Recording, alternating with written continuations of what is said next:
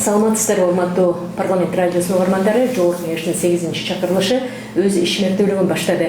Буга чейин Жогорку Кеңештин депутаттары партиялык система менен, ажыратардык система менен шайланып келсе, бул жолу ар бир депутат өзүнүн шайлоочулар арасында кадыр бардыгын баалаш үчүн жекече таймашууга туура келди.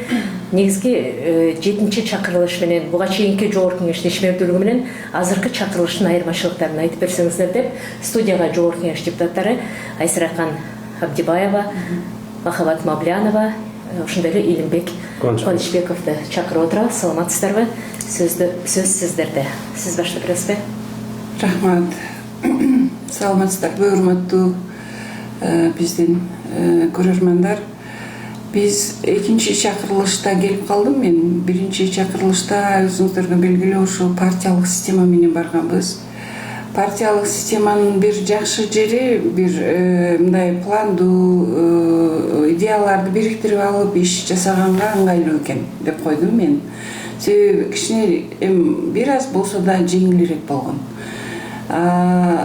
Бирок бара-бара чындыгында биздин депутаттардын шайланып келүү системасы өзгөрүп атат. Ошондуктан биздин депутаттар бул жолку да одномандатныйдан баргандыктан жакшы эле кыйынчылыктар болду деп айта алам. Себеби одномандатный деген өзүң күрөшөт экенсиң, өзүң үчүн, өзүң эл менен сүйлөшөт экенсиң, өзүң жалгыз өзүң бүт жоопкерчилик талапкерлер менен да күрөштү алып барат экенсиң. Бардык жоопкерчилик өзүңдө болот экен. Бул бара-бара менин оюмча ошо биздин эл өкүлдөрүнүн шайланып келүү системасы ушундай боло берет окшойт. Жоопкерчиликти талап кылган, баягы өзүнүн билимин, тажрыйбасын элге жеткире алгандыгында болуп калат окшойт да маселе. Ошон үчүн бара-бара ошого барабыз, кыйынчылыктар мындан ары да көбөйөт менин оюмча. Себеби ошол бизге татыктуу, таза иштеген, билимдүү, тажрыйбалуу, өз ишин жакшы билген кесипкөйлөр келиш керек. Биздин парламенттен чыккан мыйзам бул мамлекеттин, элдин жашоо турмушун жолго салуучу, багыт берүүчү мыйзам болуп атпайбы? Ошол мыйзамдар сапаттуу жазылыш керек. Ошол мыйзамдар биздин мамлекеттин өнүгүшүнө, элдин жакшы жашашына кызмат кылыш керек да. Ошондуктан бизде ушундай талаптар күчөп атат. Биздин мындан ары да талаптар күчөйт деп ойлойм. Татыктуу талапкерлер келиш керек чындыгында. Себеби биздин эл өкүлдөрү ошондой татыктуу болсо, татыктуу мыйзамдар, сапаттуу мыйзамдар, элге кызмат кылган мыйзамдар чыгат дагы биздин өлкө өнүгүү жолунда болот, элибиздин шарты, жашоо шарты жакшырат. Рахмат. Махабат Эркишевна, сиз буга чейинки Жогорку Кеңештин чакырылышына депутат болгонсуз. Ортодо бир аз тыным болду. Ошол аралыкта Жогорку Кеңеш тууралуу сиздин көз карашыңыз кандай болду? Сырттан туруп караганда. 6-чы чакырылышта иштегенде биз дагы ошол партиялык система менен келгенбиз да. Партиялык системанын негизги мааниси, мазмуну менен иштеген эмес ал кезде. Негизи партиялык система болгондо ошо партия утуп келсе, ошол бүт премьер-министр ошол жактан шайланыш керек, өзүнүн программасы болот партиянын. Ошо аткарылыш керек, бүт кабинет министрлери, бүт ошо партиянын өкүлдөрү коюш керек да, ошол бүт мамлекеттин өнүгүүсүнө баш оту менен ошону жооп бериш керек да. Ошондой система, негизи партиялык система деген. Бирок ошол биз иштегенде андай система деле мындай. Эми партия деген менен андай система иштеген жок да. Ошондуктан азыркы күндө эми негизи депутаттардын милдети бул эл менен иштөө.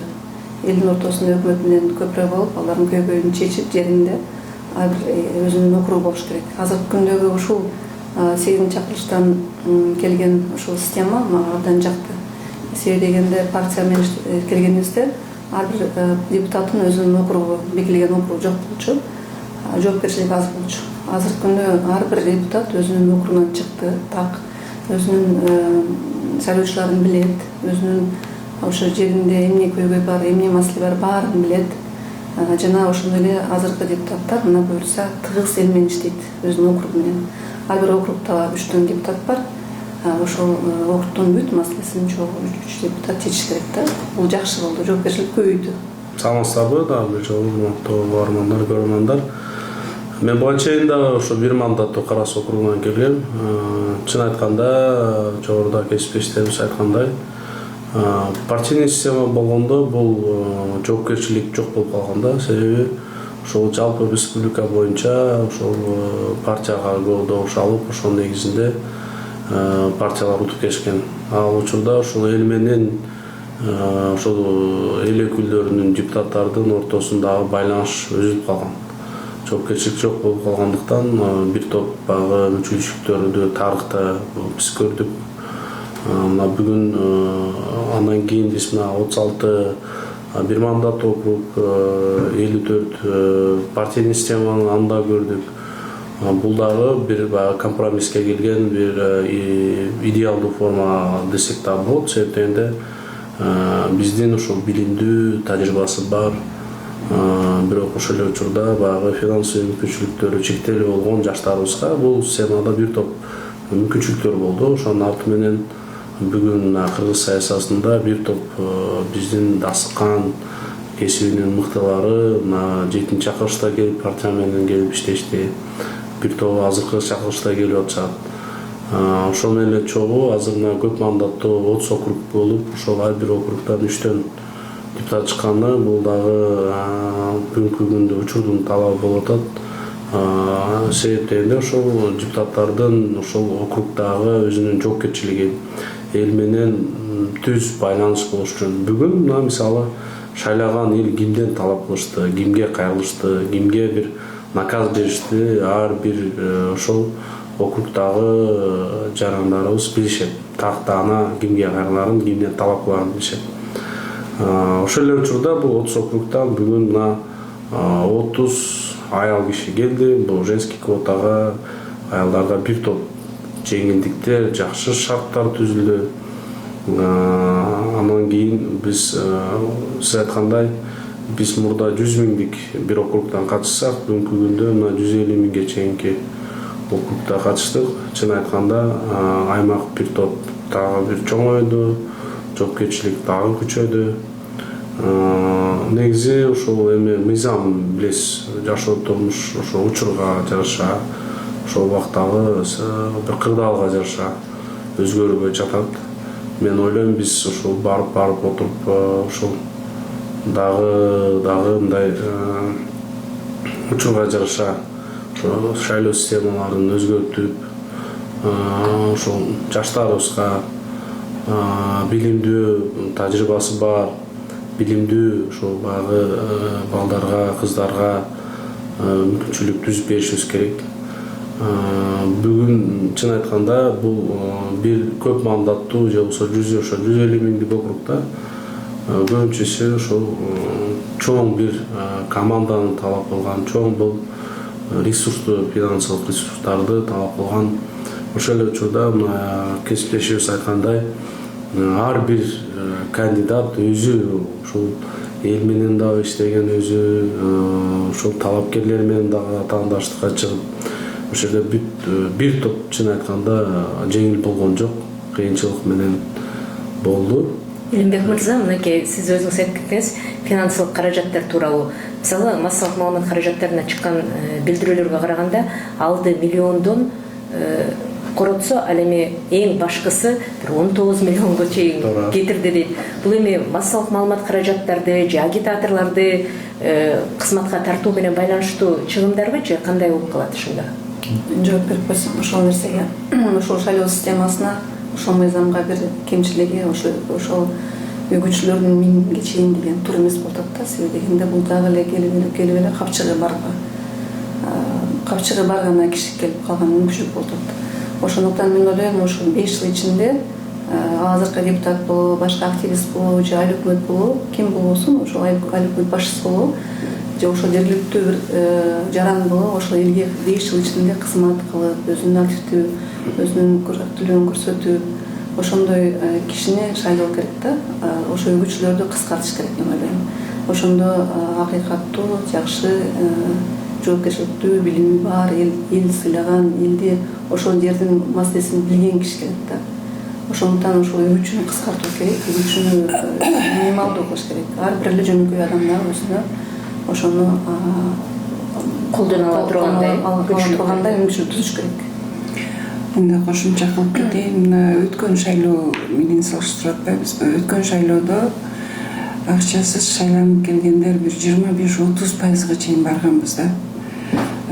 Азыркы шайлоодо, азыркы мыйзам менен биз кайра акчалуулар келе турган шарт түзүп, мыйзамды даштырып койгондойбуз да, ошо 1000 агитатор мененчи. Ошон үчүн биз эми мыйзамды кайрадан өзгөртүүгө туура келет. Себеби кайрадан эле акчалуулар келсе, баягы билим менен дагы деле болсо жоопкерчилик тазалыкка такалып калат экен да. Эл өкүлдөрүнүн баягы кандай адам экендиги. Биз бара ошол акчасы жок шайлоого, таза шайлоого барышыбыз керек да. Мына биздин шайланып келүү системабыз өзү өтө мындай оор жолдордон өтүп барып атабыз да. Буга акчалуулар кошулуп кеткенде мамлекет дагы баягы буга бир кандай десем бир мамлекетти биз адаштыргандай болуп калабыз да. Өзүнүн бир алдыга койгон максаты бар, иштейм деген билимдүү, кесипкөй эл өкүлдөрү келсе, биздин утуш болот да. Ошон үчүн бул мыйзамга мен оюм боюнча эмкиде ушул сагатта кайра кайрылып өзгөртүүлөрдү беришибиз керек. Эгерде биз таза шайлоого, акчасы жок шайлоого барабыз десек, элди мына кече президентибиз да айтып кетти, мен ошол жерде аябай көңүл коюп уктум. Элди шайлоого толук катышуу үчүн мыйзамда киргизишибиз керек. Себеби эл кайдыгер болбош керек. Эл кайдыгер болсо, бизде анда мамлекетибиздин кандай жолдо, кайсы нукка кетип атканына көңүл бөлбөгөн эл анда кандай жолго барабыз? Барып туңгуйукка капталып калабыз да. Ошон үчүн элдин катышуусун, анан ушу акчасы жок шайлоого бара турган системанын бир мыйзамды кабыл алып берсек, эл дагы ошого толук кандуу өзүнүн милдетин аткарып, тандоого толугу менен катышса, бизде жакшы эл өкүлдөрү келет буюрса. Илим мырза, мынакей ушул акча каражат жөнүндө сөз болуп калып атпайбы? Мисалы, жанагындай көп суммадагы каражат коротту, анан эң аз суммадагы каражат коротту. Бирок ошонун баары, мисалы, мамлекеттик кызматта жүргөн болсо, декларацияда көрсөтүлөт. Же ошол толук өзүнүн каражатыбы, же демөөрчүлөр дагы колдомуттан алып кеттиби? Эми бул жерде биздин кыргыз менталитети бар, тууганчылык деген бар, куда сөөк деген бар, дос чар деген бар. Ал жерде жеке бир кандидат өзү толук кандуу ал сумманы жабыш кыйын. Ошол жерде ошол тарапташтары, бир идеялаштары, же болбосо ошол агайын элери дегендей ошолордун салым менен ошол суммага жетти го деп ойлойм мен. Андан кийин жогоруда биз 7-чакырышта ошол мыйзам кабыл атканда мен биринчи жолу айтканда, бул 1000 агитатор деген сөз, бул биз баягы мыйзамдуу подкупка барып калабыз. Себеп дегенде, мисалы 1000 агитаторго 20 000 сомдон айлык берсе, мисалы ал агитатор жок дегенде үй бүлөсү менен баягы өзүнүн моралдык жоопкерчилиги менен жок дегенде бир 5-6 барып шайлап коелу деген менен мисалы 10 000ге чейинки добуш алынып калат да. Ошондой болбош үчүн биз сөзсүз түрдө бул нерсени кайрадан карап чыгышыбыз керек. Эми добуш менен чечилгенде биздин баягы сунуш пикирибиз өтпөй калган. Андан кийин ошол 300 000 сом боюнча дагы чын айтканда бул баягы кайтарымсыз болгону, анан мурда 100 000 сом болчу. Бир жөнөкөй бир жашка, жөнөкөй бир мугалим же врачка чын айтканда бул 1 жылдык кирешеси болушу мүмкүн. Анан ошол кирешени ал ошол взнос кылып төгүп, анан ал дагы кайтарымсыз болуп калса, мындай тобокелчиликке биздин көп мындай интеллигенциянын өкүлдөрү барышпайт. Же болбосо бир карапайым бир дыйкан деле барбайт. 1 жылдык кирешени коюп шайлоого барып, анан ал дагы кайтарымсыз болсо, мурдан 5%га чейин алса, ал сумма кайтарылып берилчү. Ошо менен бир топ өзүнүн баягы кем карчын жабылчу да. ошон бир өзгөртүүлөрдү киргизишибиз керек деп ойлойм. Рахмат, анда атайын студияга келип бергениңиздер үчүн. Мындан аркы ишиңиздерге жигердүүлүктү кааламакпыз. Саламатта болуңуздар. Парламент радиосу менен бирге болуңуздар. Бүгүнкү талкууну жүрүшүн сиздер социалдык баракчаларыбыз аркылуу дагы көрүп, Жогорку Кеңештин расмий сайтынан дагы баам салып турасыздар. Парламент радиосу менен бирге болуңуздар. 92 жаштагы Бишкек шаары жана Чүй областын камтыйт. Областын ар бир борборунда парламент радиосунун угармандары Жогорку Кеңеш жаңылыктарына кулак салып турмакчы.